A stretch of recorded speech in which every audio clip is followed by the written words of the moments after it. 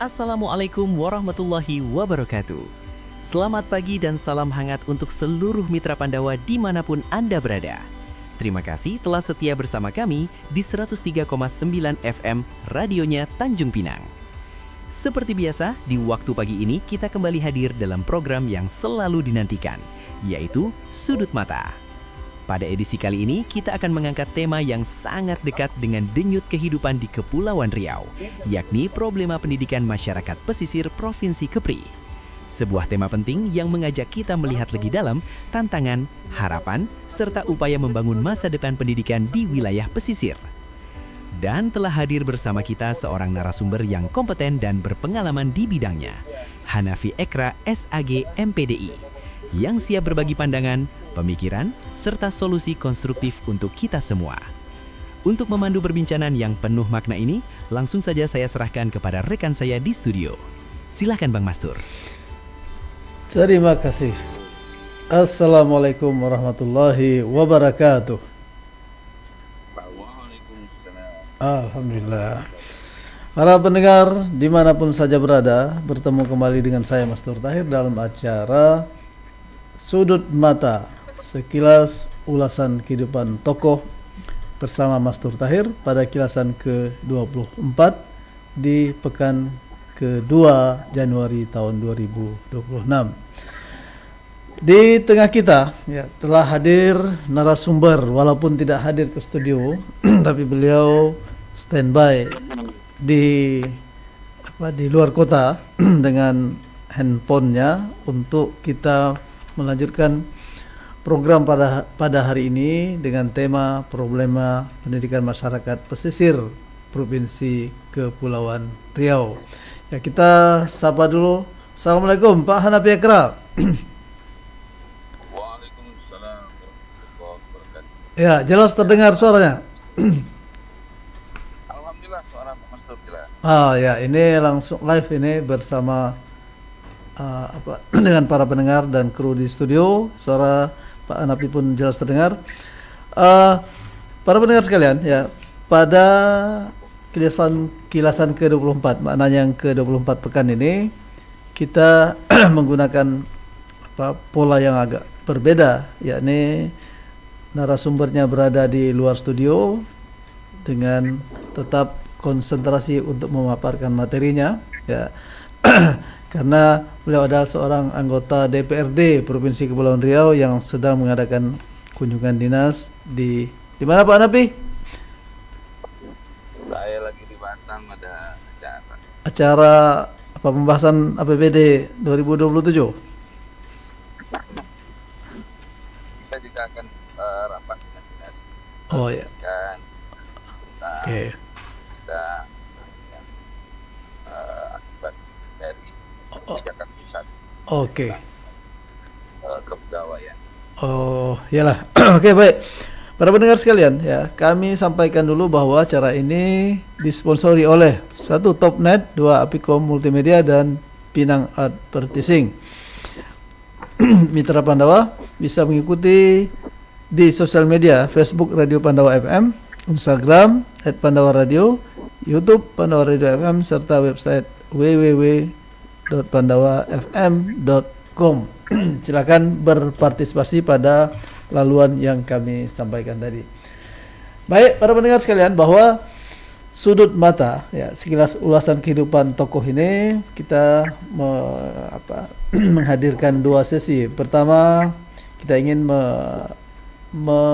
memaparkan kehidupan tokohnya secara sepintas, maka secuil ulasannya, dan berikut adalah pemikiran atau masalah yang dibentangkan dalam acara Sudut Mata ini.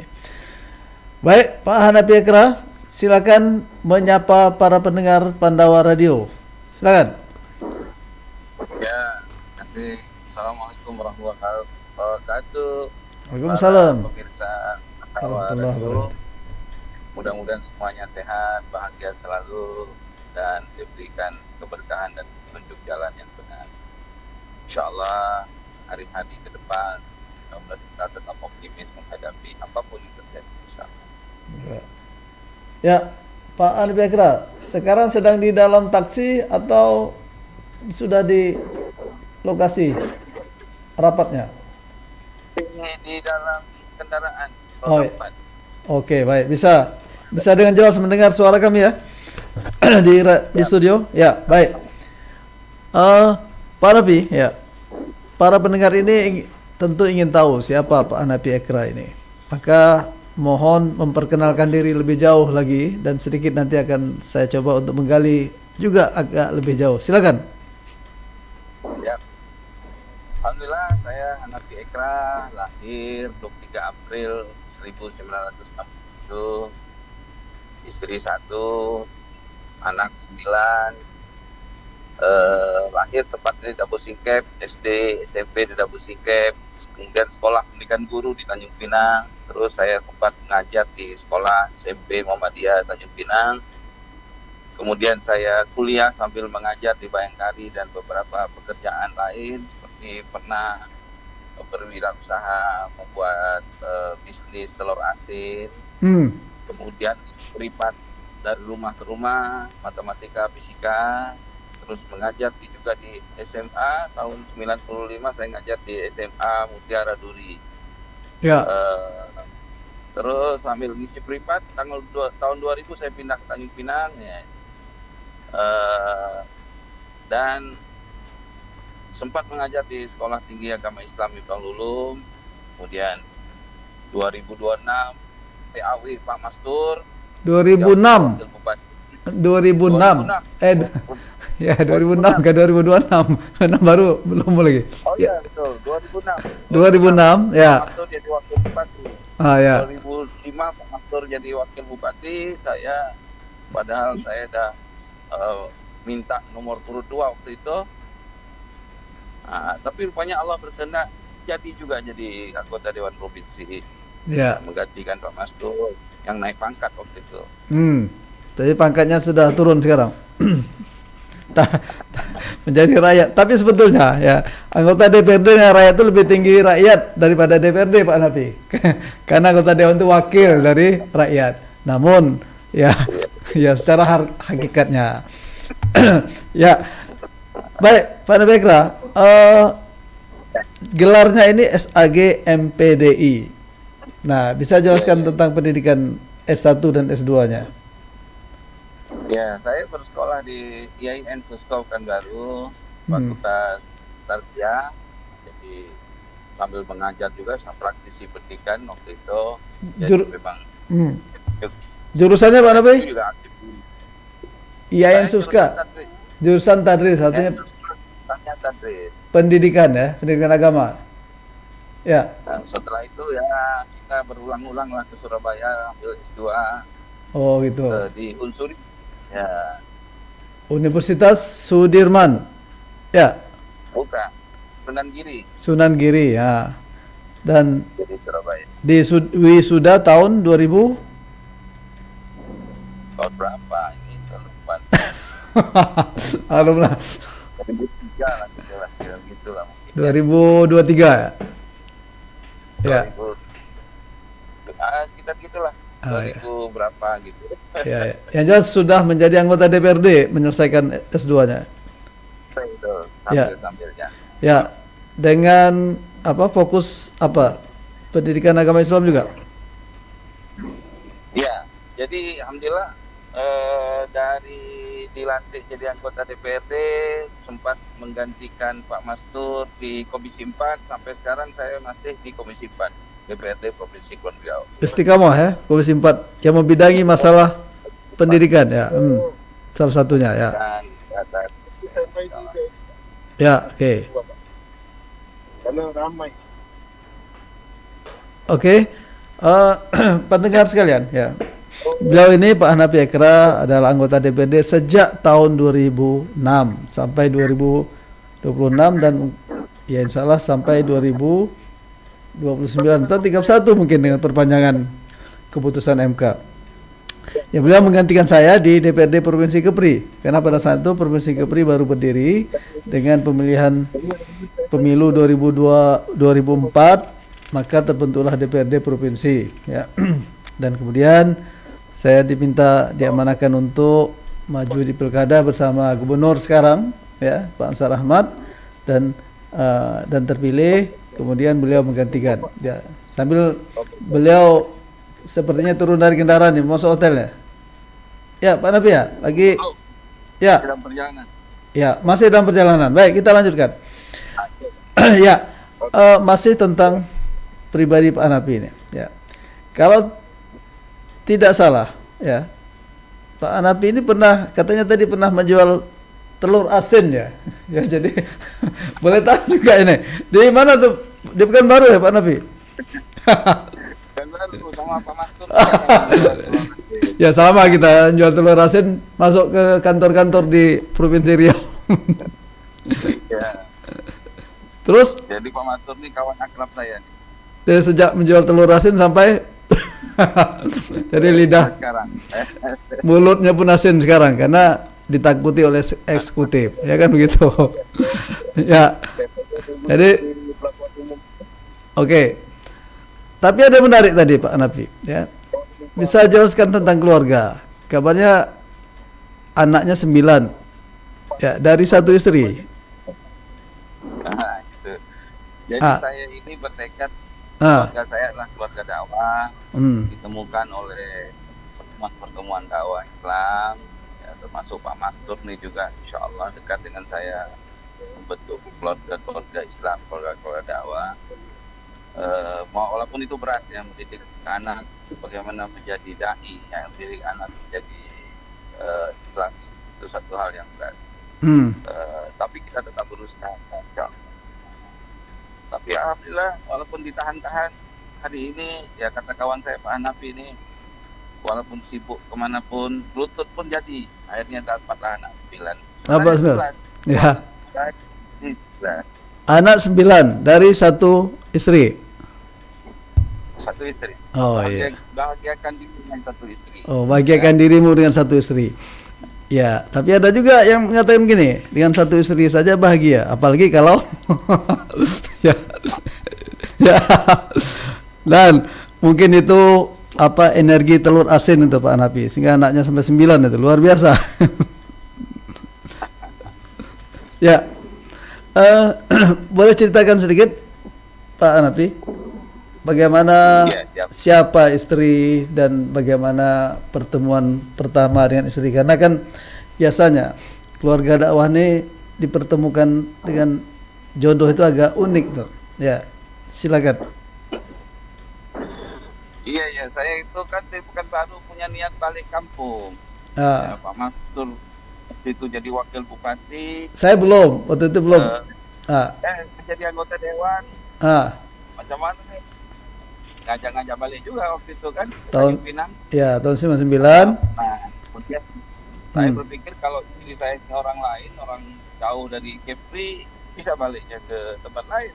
Ya. Jadi alhamdulillah ada kawan saya itu, karena saya ingin cepat nikah, carilah calon orang Kijang. Bintan Timur, ya.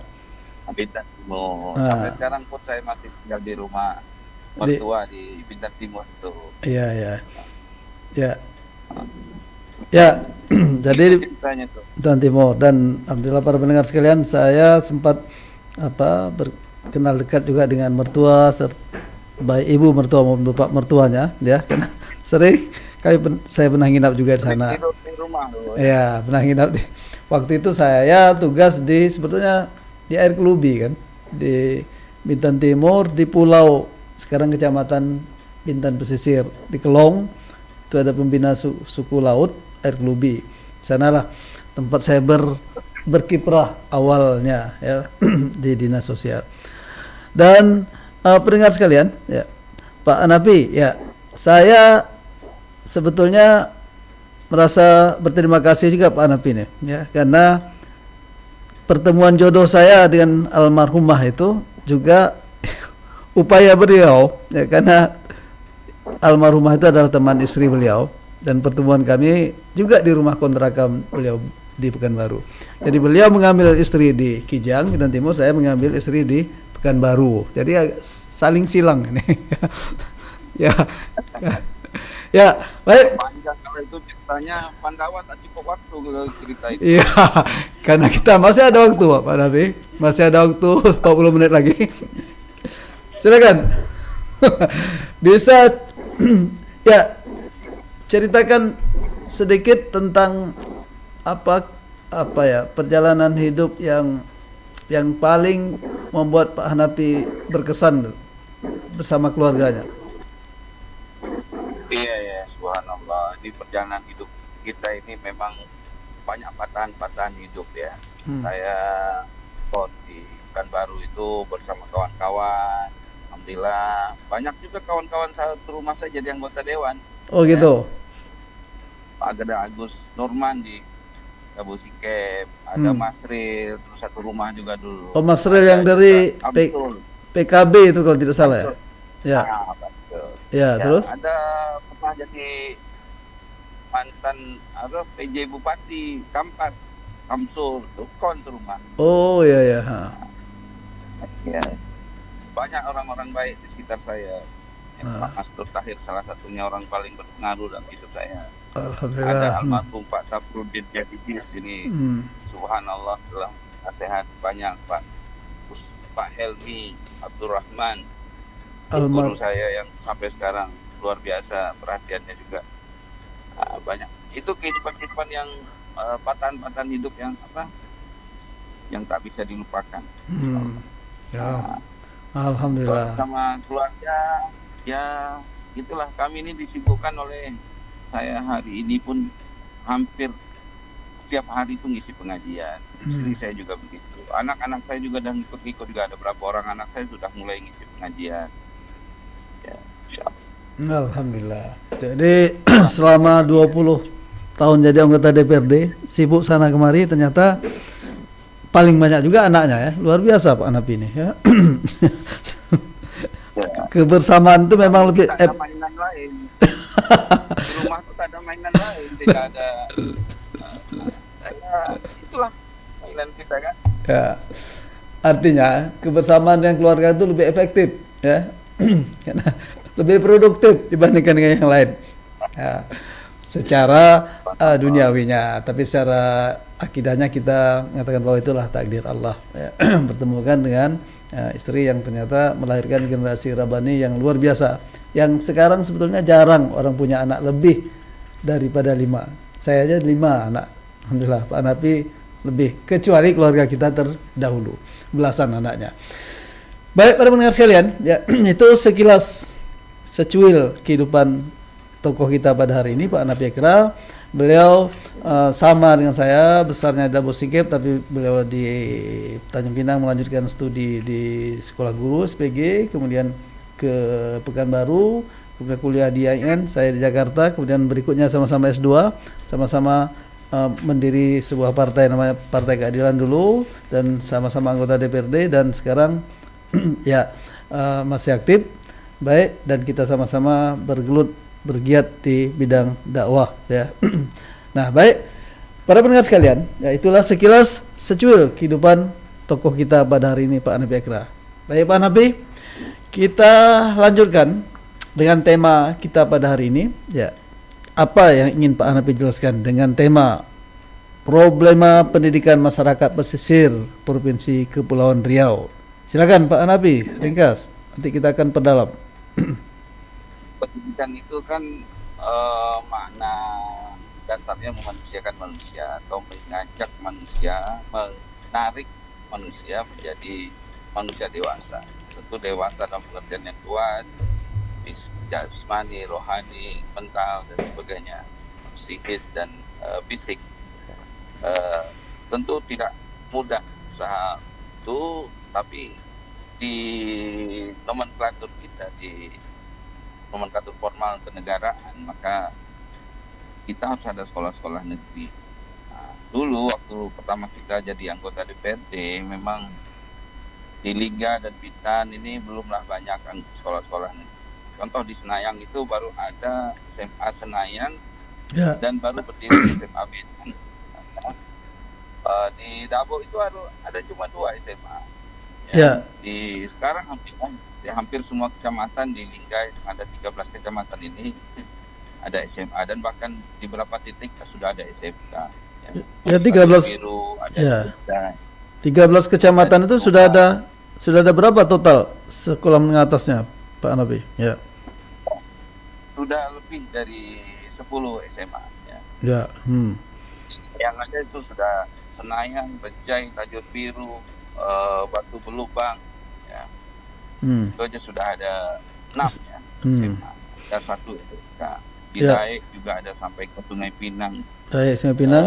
Sampai di daerah Kepulauan Pose sampai ke mana? Resang sudah ada SMA. Oh iya. Sekarang bahkan sudah ada sekolah SMA sekelas jauh, sekolah raya. Ya. Bahkan di Penajam pun sudah ada SMA juga. Oh luar biasa. Ya. Mengapa? Karena kita ini daerah kepulauan yang itu pun tak mungkin setiap pulau ada sekolah-sekolah, karena kan membangun sekolah ini bukan murah, butuh tenaga SDM, butuh biaya yang besar. Tapi minimal ada pulau-pulau berdekatan itu ada tempat anak-anak kita bersekolah. Walaupun kita masih temui juga anak-anak yang tak bersekolah SD di pulau-pulau itu masih ada. Anak-anak suku laut itu yang mereka tidak ada SD, rumahnya hanya 10 rumah, belasan rumah, itu mereka tak bisa sekolah karena faktor jarak, faktor geografisnya. Alhamdulillah hari ini sekolah-sekolah kita pun yang khususnya SMA setelah Undang-Undang 23 2014 ini bagus-bagus, insyaallah bangunannya, mutunya juga mulai bagus. Cuma kita berhadapan sekarang memang kedewasaan dari segi mentalitas ya. Nah, ini yang juga menjadi PR berat kita ke depan.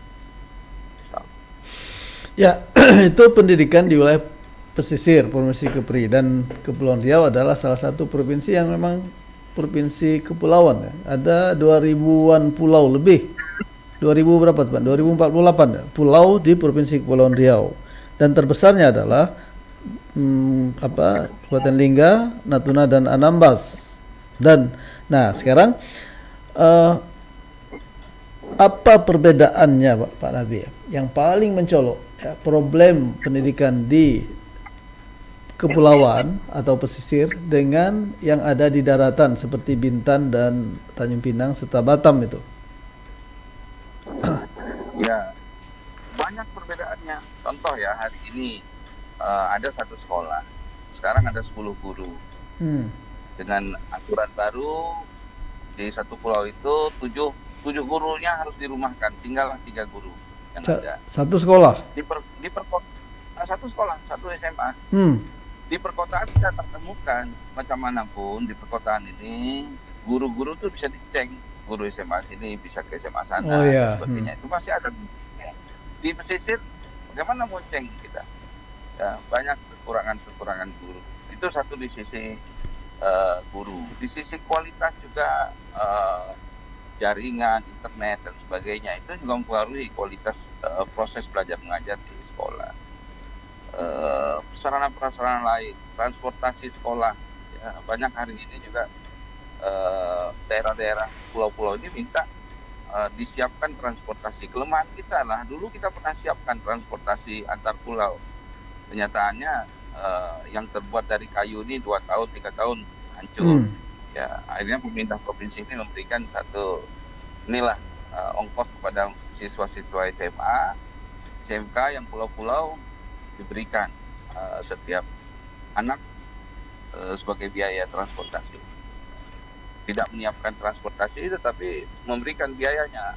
Mungkin silakan penduduk setempat menyiapkan transportasi dan dibayar oleh sekolah atau dibayar oleh siswa bersangkutan. Ya.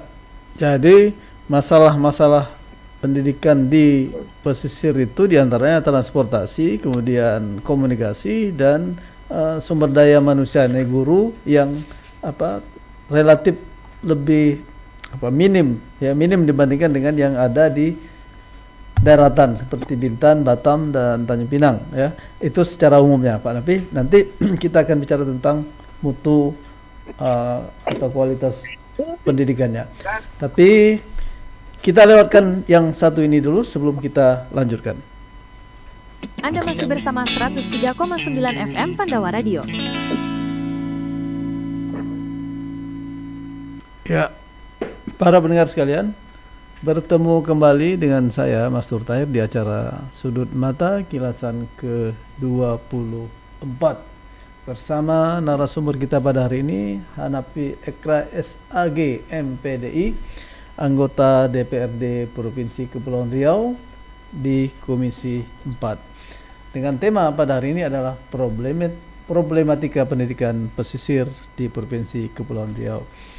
Nah, Pak Hanafi Ekra, halo, sudah tersambung Pak Hanafi? Halo ya. Ya, bagus suaranya. Udah sampai di gedungnya? Belum juga? Udah, alhamdulillah sama Bu Mita. Salamlah sama Bu Mita itu.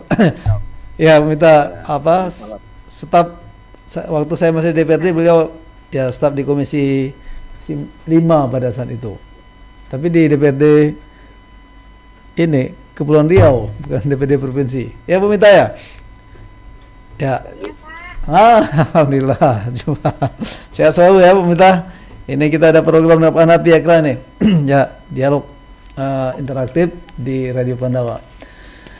Baik Pak Hanafi Ekra, ya. Tadi masalah di pesisir pendidikan itu adalah sumber daya manusia yang minim, alat komunikasi, transportasi, dan juga bagaimana dengan fasilitas yang ada, seperti yang utama tuh gedung dan yang lain-lainnya Pak Hanafi. Ya, alhamdulillah sekarang memang ada berapa, karena memang Dapodik ini ke pusat itu lancar ya. Kepala-sekolah melaporkan keadaan sekolah, kondisi per bulan itu ke pusat, maka Provinsi Kepri itu tiap tahun dapat anggaran yang cukup besar untuk pembangunan ya, sarana prasarana di sekolah-sekolah pesisir. Contohnya di beberapa sekolah hari ini ada yang dapat 2 miliar untuk pembangunan, seperti di Pose ya, ada di Pulau Panjang itu, Pusung Panjang itu sedang dikerjakan. Itu semua dana DAK, bukan dana dari APBD provinsi. Dana DAK. Ya, ada berapa sekolah. Sekarang kalau fasilitas di Rejai, Tajur Biru, sekolah-sekolah kita sudah mulai bagus secara sarana prasarana. Di Penuba, ya, kualitas guru pun terus kita benahi dengan pelatihan-pelatihan, tapi tetap bersaing dengan sekolah-sekolah kota, tetaplah mereka. Namun untuk sebuah standar sekolah terselenggarakan sekolah formal ya, inilah sudah berjalan dengan baiklah. Dan bahkan juga ada 1-2 anak-anak kita yang di pesisir ini yang punya prestasi yang bagus. Ya, secara keseluruhan Pak Hanafi ya tentang yang pesisir ini, gambaran kita adalah 3 kabupaten ini di Kepri ini, di antara 7 kota kabupaten itu kan, 2 kota Batam dan Pinang, kemudian Bintan, Karimun, kemudian masuk Natuna, Anambas dan Lingga ya. Dan Natuna, Anambas dan Lingga inilah yang kita anggap sebagai daerah yang termasuk pesisir. Nah, secara umum kualitas pendidikan atau lulusannya itu bagaimana Pak Hanafi dibandingkan dengan wilayah yang lain? Ya, hampir sekolah-sekolah kita ini hampir semua SMA-nya sudah ada yang sudah diterima. Banyak anak-anaknya sudah diterima di sekolah-sekolah universitas negeri, baik itu lewat siswa undangan, ya, artinya sudah merata lah ya, tidak ketinggalan betul lah. Anambas pun hampir semua tempat kita sudah bangun sekolah-sekolah, mau Pulau 3 kita yang membangun SMA ya, daerah-daerah kecil seperti itu, daerah Natuna, Tarempa, bahkan di Natuna tuh ada sekolah SMK yang bagus tentang perikanan, kita sudah bangun di sana dengan fasilitas yang luar biasa juga. Jadi artinya secara umum kualitasnya tidak kalah jauh atau memang masih di bawah di antara yang 4 daerah yang lain, 3 kabupaten ini? Ya memang karena proses pendidikan ini kan pada dasarnya kan ada standar, 7 standar, ada standar kompetensi lulus, ada standar isi, ada standar sarana prasnya, ada standar pendik dan sebagainya. Ini standar-standar ini kan mudah-mudahan bisa terpenuhi sama kita. sama termasuk ya guru kan bisa mengajar kalau dia memiliki standar-standar itu. Masalahnya memang guru di daerah pesisir itu kurang dibandingkan guru di perkotaan. Ada sarana prasarana di perkotaan mungkin labnya lengkap, tapi di daerah labnya kurang. Itu aja perbedaan yang kita dapat nampak. Namun proses pelaksanaan kegiatan belajar mengajarnya tetap berjalan. Walaupun agak tersendat-sendat begitu ya. Ya. Kalau di sendat mungkin tidak ya kali, tapi memang yang harusnya anak itu misalnya di Pose itu Kecamatan Pose itu contohnya ada satu SMA, tapi yang dia tampung adalah orang yang daerah Surabaya, daerah Pose seberangnya, ada pulau-pulau yang kecil-kecil itu. Nah, itu di musim-musim tertentu tentu anak tak bisa naik kompong. Di sementara ini misalnya anak harus nginap di Pusung Panjang. Nah, ini kan kendala. Ya, kendala juga. Kita belum punya asrama di sana. Nah, itu salah satu kendalanya. Tentu pengeluaran orang tua lebih besar lagi, harus menyiapkan tempat tinggal di satu sekolah itu berada. Begini Pak Nabi, ya bagi kita mungkin tahu tuh posisi atau kondisi kepulauan di daerah Lingga ini terutama ya. Tapi umumnya para pendengar Pandawa ini tidak paham nih letak geografisnya itu, sehingga mesti ada kendala dari segi transportasi ini. Silakan jelaskan Pak Nabi. Nah, jadi begini, di daerah-daerah pesisir ini ada satu kecamatan itu terdiri dari banyak pulau. Itu daerah, ada yang jauh, ada yang dekat. Bahkan ada satu desa yang terdiri dari mungkin 5 pulau. Padahal di satu desa nih. Nah, jadi itu yang ada di pesisir-pesisir kita. Di Anambas, kalau di Natuna mungkin relatif tidak begitu. Tapi ada juga di pulau-pulau yang jauh ya. Nah itu saya pernah sampai ke Subi, saya pernah sampai ke Sarasan, saya pernah sampai cukup lumayan juga. Gitu. Tapi alhamdulillah daerah-daerah kecamatan kayak Subi, Sarasan itu sudah ada SMA-nya. Jadi artinya mereka ini kalau di darat itu mereka berangkat sekolah itu memakai motor dan bisa sendiri ya, atau menumpang temannya. Ini kalau di pulau-pulau ini umumnya pakai pompong. Pakai pompong. Ya, dan itu pompong. Walaupun di darat juga ada masalah juga. Misalnya anak-anak berakit itu kan tidak ada SMA. Iya. Yang ada cuma SMK. Kita harus sekolah ke Teluk Sebung sana, cukup jauh. Cukup jauh ya. Cukup jauh itu. Ya. Jadi atau di daerah Uban itu cuma ada satu SMA negeri. Daerah pantai itu ada SMA. Tapi di daerah yang padat penduduk seperti di Lobang itu nggak ada SMA. Jadi masalahnya? Jadi PR kita juga memang ke depan harus banyak masyarakat yang menginginkan di sana ada SMA. Oke, Pak Nabi Akra. Jadi kualitas pendidikan untuk daerah pesisir ini, terutama daerah kepulauan ya, kalau kita masukkan itu adalah secara umumnya di bawah rata-rata dengan yang ada di kota, walaupun kota itu pulau juga kan. Nah, jadi apakah kan pendidikan ini ada input, ada output, artinya outputnya itu adalah lulusannya, kemudian inputnya adalah siswanya. Menurut Pak Nabi, ya, input dari SD ke SMP, kemudian SMP ke SMA ini, apakah memang juga di bawah rata-rata dari yang lain? Ya. Itu yang saya temui ya, yang saya temui di bawah di daerah juga begitu ya. Standarisasi standar kompetensi lulus sekolah dasar, sekolah menengah itu berbeda-beda. Kalau di perkotaan tentu orang tua siswa tentu mereka rata-rata pendidikannya tentu pendidikan yang atas ya, PNS dan sebagainya. Tentu motivasi untuk anak-anak mereka juga bagus ya. Tapi memang di pesisir kita akui bahwa orang tua siswa itu adalah nelayan yang sibuknya di laut dan sebagainya. Tentu secara strata pendidikan mereka juga tidaklah tinggi. Ini menunjukkan berdampak juga kepada bagaimana dorongan mereka untuk memotivasi anak-anak mereka supaya berhasil, supaya memiliki motivasi dari dalam diri mereka.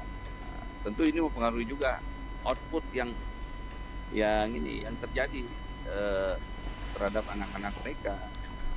Itu yang kalau kita lihat di pesisir ini rata-rata nelayan yang ada yang tamat SD, ada yang tak sekolah, ya. Itu lingkungan orang tua sangat mempengaruhi hasil pendidikan.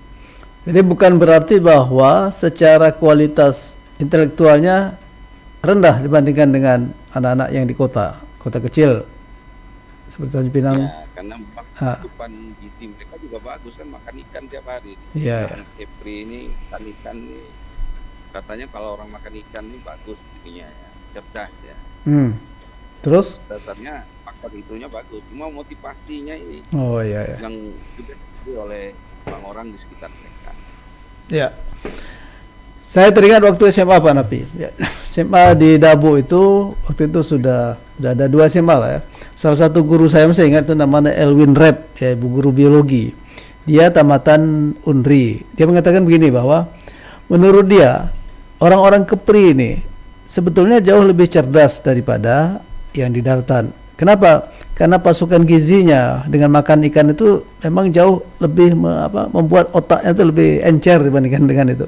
Maka buktinya dia katakan bahwa rata-rata hampir setiap tahun yang lulusan terbaik di kampusnya itu adalah dari Kepri gitu. Tidak dari Karimun, dari Lingga, dan sebagainya. Nah, menurut Pak Rafi bagaimana nih analisa guru kita dulu? Iya, betul. Saya temui seperti orang-orang seperti Pak Mastur Tahir nih. Pak Mastur Tahir ini kan kita ini orang-orang biasa-biasa saja.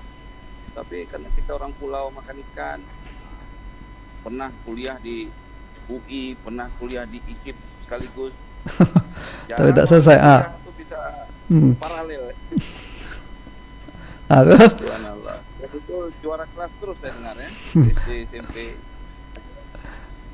Jadi artinya memang benar ikan itu memang pemasok gizi untuk intelektual, membuat anak-anak itu lebih pintar.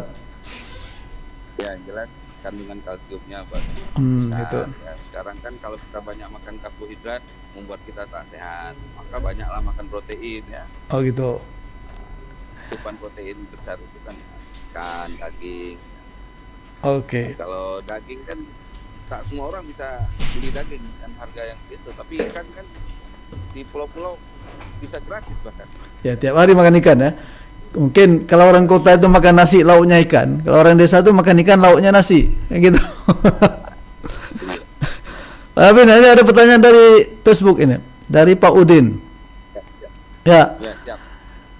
Dari Pak Udin begini, sejauh mana peran pemerintah daerah dalam mengatasi keterbatasan sarana dan tenaga pendidik di wilayah pesisir?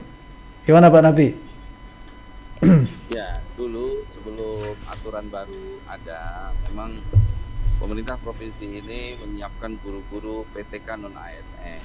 Ya, PTK non ASN ini semua sekolah diberi dan digaji. Kita ini termasuk memberikan insentif yang cukup besar, nomor 2 seluruh Indonesia setelah DKI. Untuk kepada guru-guru PTK non ASN. Itu guru-guru PTK non ASN. Keseluruhan. Tapi setelah berlaku aturan bahwa guru honor yang kurang dari 2 tahun itu honor lagi, hanya yang ada hanya P3K dan PNS. Di sini kendala kita. Maka guru-guru yang belum 2 tahun ini, padahal mereka sebagian sudah ada dapat sertifikasi, ada sebagian mereka sudah dapat gaji dari pusat 2 juta itu lewat guru-guru khusus lah, guru daerah khusus itu mereka dapat. Tapi karena ada aturan dari pusat mereka harus dirumahkan, ini jadi kendala kita. Ini kita akan coba cari jalan keluar. Kalau tidak, banyak sekolah-sekolah yang tak ada guru. Yang tadi ada satu sekolah di Batu Blubang itu sekarang ada 10 guru. Kalau dirumahkan 7 orang guru, tinggal 3 dengan kepala sekolah, 2 orang guru, 1 kepala sekolah. Terus Nah, menurut Pak Hanafi, ini kan kebijakan secara nasional ya. Apa mestinya yang dilakukan, kebijakan yang khusus yang menurut Pak Hanafi yang harus dilakukan? Nah, inilah yang kita harus dorong. Pertama, pusat ya, kita tak tahu apakah kita akan dialog dengan dinas pendidikan, apakah ada celah-celah yang bisa diatasi oleh daerah untuk mengatasi ini. Kita nggak mungkin juga membiarkan sekolah-sekolah tanpa guru. Ada bangunannya, tidak ada guru, bagaimana anak-anak mau belajar? Ini akan memperburuk kualitas SDM kita ke depan. Pembangunan human development kita ke depan ini akan tambah buruk ya kalau guru tak ada. Sedangkan ada guru aja, kita punya kendala-kendala, apalagi tak ada guru. Bagaimana pula satu guru bisa ngajar 5 paralel misalnya, atau 3 paralel. Di SLB kita ini masih ada, kita temukan misalnya ada satu guru ngajar 3 paralel dalam satu waktu. Ini laporan dari guru. Maksudnya 3 mata pelajaran gitu? 3 lokal paralel. Oh, 3 lokal sekaligus. Ya, ya. Ada guru kita ngajar, satu orang guru itu ditanya pinang itu. Apalagi kalau mereka dirumahkan. Iya, ya. Kalau dirumahkan, macam mana lagi nih? Iya, ya. Itu seakan-akan kembali seperti kita masih menjadi hanya sebuah kabupaten Kepulauan Riau dulu, ya. Itu waktu saya menjadi anggota DPD menemukan SD yang satu orang guru mengajar 2-3 kelas sekaligus itu.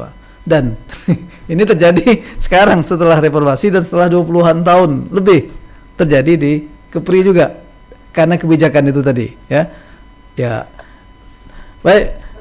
Pak Nabi, kita rehat dulu. Nanti kita akan lanjutkan pada season ketiganya dan kita akan mempersilakan lewat yang satu ini. 103,9 FM Pandawa Radio, radionya Tanjung Pinang. Ya, pendengar Pandawa Radio, bertemu kembali dengan saya Mas Tahir di kilasan ke-24 dari sudut mata sekilas urusan kehidupan tokoh bersama Mas Tahir. Dan kali ini dengan tema problematika pendidikan pesisir di Provinsi Kepri. Pak Nabi Akra, halo? Tersambung? Ya, tersambung. Masih. Ya, kita lanjutkan ini. Ini kan kebijakan pusat tadi yang menyebabkan terjadinya kekurangan sumber daya manusia di pesisir karena guru-guru yang kurang dari 2 tahun, karena kan baru SDM Kepri ini kan baru mungkin 2-3 tahun inilah mulai banyak yang mau terjun ke pulau-pulau ya, tapi berakibat sebagian besar mereka tidak bisa ditingkatkan statusnya menjadi karyawan atau pegawai P3K. Nah, sekarang saya ingin tanya bagaimana pandangan Pak Hanafi ini tentang kebijakan pusat yang kita kenal dengan nama, dulu namanya lain waktu kampanye, sekarang sudah namanya MBG, makan bergizi gratis. Menurut Pak Hanafi Akra, ya, efektifkah program ini untuk daerah pesisir terutama? Ya, silakan. Iya, ini saya rasa pengeluaran negara pasti bahkan besar dengan ada program ini. Ya, tentu program ini kalau betul-betul efektif bagus. Cuma kita hari ini menghadapi kendala-kendala finansial, kendala keuangan di daerah APBD kita misalnya hari ini kecil, bahkan di kabupaten-kabupaten tertentu APBD kita sangat memprihatinkan hingga ya, daerah-daerah Natuna, Ngambas, APBD sangat memprihatinkan. Saya dengar juga di hampir semua di kabupaten ini mereka ada tunda bayar, kekurangan uang untuk bayar program-program yang sudah direncanakan, bahkan hal-hal pokok yang tak terbayar. Ada beberapa kepala desa yang harusnya sudah digaji, RT RW tak dibayar. Ini tentu akibat dari, bisa jadi akibat karena uang negara ini sudah banyak terfokus pada satu program-program tertentu. Mungkin salah satunya MBG yang kalau kita hitung pengeluaran negara di MBG ini cukup besar ya. Salah satunya atau mungkin satu-satunya? Bisa jadi salah satunya. Atau ada program-program lainnya juga. Ya. Oh iya. Nggak tahu nih, Koperasi Merah Putih dan sebagainya, nggak tahu ya. Tapi eh, eh, apa ya, saya yakin juga punya niat baik, cuma mungkin bisa dievaluasi lebih matang lagi program ini, supaya lebih bermanfaat. Atau kalau memang betul-betul dia merugikan secara umum, ya gitu, dievaluasi secara total Ya. menurut saya. Ya, jadi memang bukan salah satunya, banyak yang lain, cuma program inilah yang nampaknya memakan biaya yang terlalu besar dibandingkan dengan yang lain. Nah, kemudian dari itu kan dari sisi anggarannya Pak Napi ya. Tapi dari sisi apa ya, tujuannya itu ya, Pak Napi bilang tadi kan tujuannya memang baik, tapi apakah memang sudah tercapai ya dengan memberikan MBG, makan bergizi gratis ini? Apakah memang betul bisa meningkatkan gizi anak-anak pelajar SD, SMP, SMA ini? Gimana Pak Napi? Nah, ini kan program yang baik itu harusnya dimulai dari riset. Geografis, potensi daerah dan sebagainya. Memang di beberapa negara program seperti ini sangat membantu, ya, ada peningkatan kualitas pendidikan. Cuma di kita ini kan anak-anak ikan di depan mata. Ya. Tanpa diberi pun itu orang tua mereka siap menyiapkan makanan bagi mereka. Iya.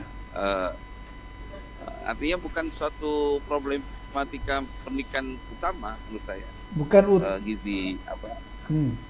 Ya. Bukan problematika utama. Problematika utama kita kan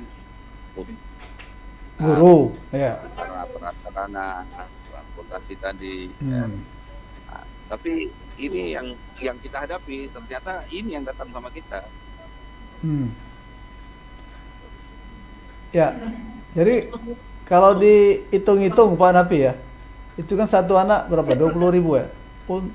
Untuk Provinsi Kepri menghabiskan anggaran berapa tuh dengan jumlah siswa yang ada per harinya?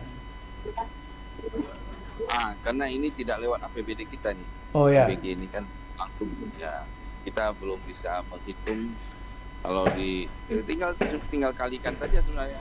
Ya, terus jumlah murid SD berapa, murid SMP dan murid SMA, dan itu karena jumlah murid ini bukan jumlah yang sedikit, tinggal kali berapa pasti besar. Dikali berapa, apalagi sampai kali 20.000, pasti besar. Ya, 20.000 sementara makanannya mungkin tidak sampai 10.000. Ya. Ya, soalnya begini, ya, banyak memang yang mengesalkan adanya program ini ya, karena tidak efektifnya itu. Karena lebih banyak tersedot kepada penyelenggara pelaksananya daripada ke sasarannya anak itu ya. Nah, menurut Pak Napi bagaimana nih? Program ini kan mesti jalan. Sementara keluhan-keluhan masyarakat ini bagaimana sebagai rakyat menyampaikan kepada eksekutifnya? Rakyat tak perlu malu juga menyampaikan di media sosial ke wakil-wakil mereka secara resmi, membentuk opini. Jadi rakyat bukan ingin mempengaruhi apa yang harusnya dilakukan oleh rakyat ya, tapi rakyat kita semua harus membentuk opini daripada uang negara ini bazir kemana-mana. Dan kita harus berjuang bersama bahwa program ini tidaklah efektif dan kurang efektif. Harusnya kita membuat program-program yang lebih baik lagi dengan uang negara yang kita sudah banyak utang dan sebagainya. Ini kan buatan manusia semua, bisa dirubah. Yang tak bisa dirubah itu kan nas-nas Quran. Ya, gitu. Jadi memang saya kira rakyat Indonesia tidak perlu malu, dan memang tidak malu sebetulnya, cuma agak takut-takut ini karena banyak kritik yang justru dibungkam dengan cara yang Allah alam ya. Tapi begini Pak ya. Nah itu MBG ini memang dari awal pelaksanaan banyak keluhan. Artinya dari sebelum dilaksanakan pun sudah banyak kritiknya. Ya, artinya masyarakat kita memang tidak malu, cuma ya tapi tetap juga jalan. Nah ada saran atau solusi, ada mungkin beberapa kepala daerah menyarankan begini, supaya efektif dari sisi anggaran dan dari sisi gizi asupan materi yang ada, maka bagaimana sekiranya kalau uang yang 20.000 per anak ini serahkan saja kepada orang tuanya? Menurut Pak Napi bagaimana nih? Orang tua senang betul itu, 20.000 kali 20 hari, ya. 100.000.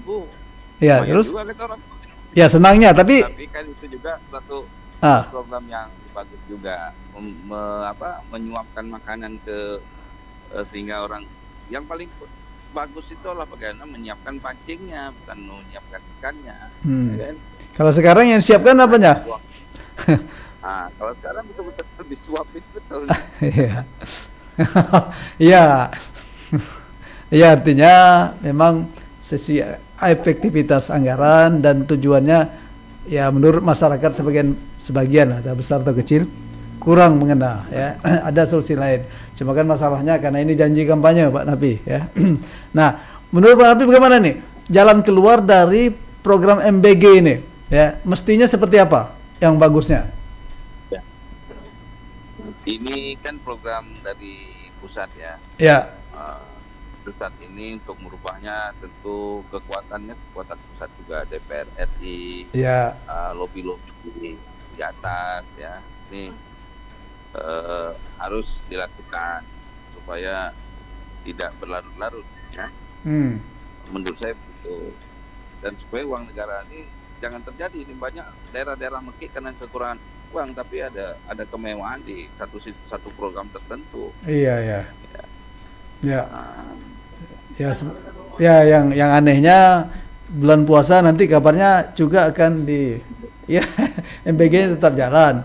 Karena terbukti kemarin waktu libur juga anak-anak suruh ngambil ke sekolah, kabarnya begitu ya. Jadi memang kita tidak tahu nih sasarannya apa, tujuannya apa. Nampaknya lebih kepada programnya bukan kepada tujuannya. Ya, tapi itu betul ya, kita memang tidak perlu malu, tapi juga jangan takut untuk menyampaikan bahwa yang sebenarnya di lapangan terjadi, karena kita sama-sama memiliki negara ini untuk maju dan sejahtera.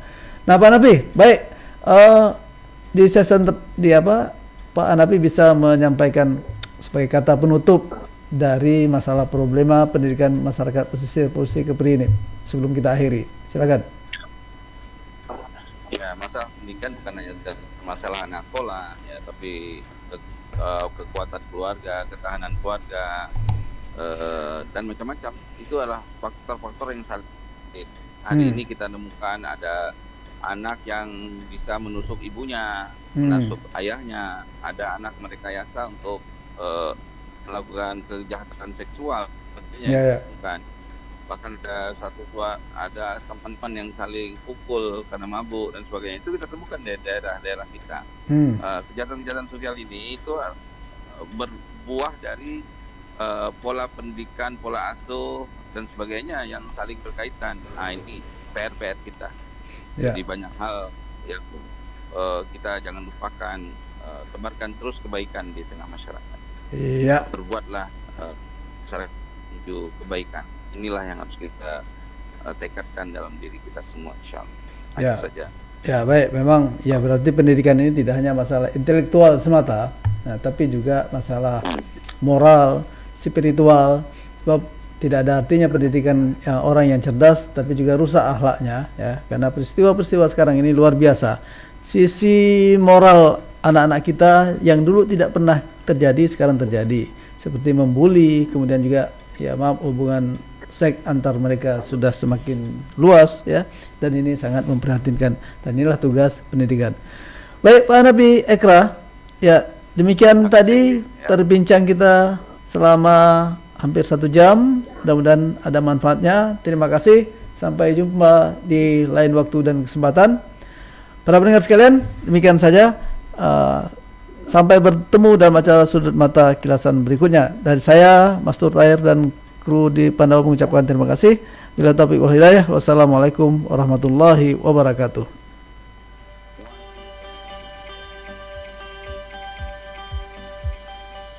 Baik Mitra Pandawa, tak terasa perbincangan kita di program Sudut Mata pagi ini telah sampai di penghujung acara.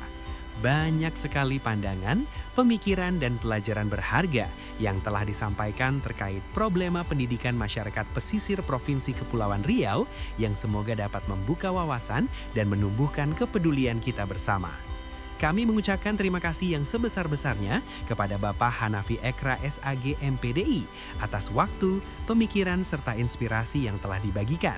Semoga apa yang disampaikan hari ini menjadi motivasi dan bahan refleksi bagi kita semua dalam mendukung kemajuan pendidikan, khususnya di wilayah pesisir. Terima kasih juga kepada Mitra Pandawa yang setia mendengarkan kami di 103,9 FM, radionya Tanjung Pinang. Nantikan kembali program Sudut Mata dengan tema dan tokoh inspiratif lainnya hanya di radionya Kebanggaan Kita Bersama. Saya dan sahabat saya Mastur Taher pamit mundur diri. Wassalamualaikum warahmatullahi wabarakatuh. Selamat pagi dan salam inspirasi.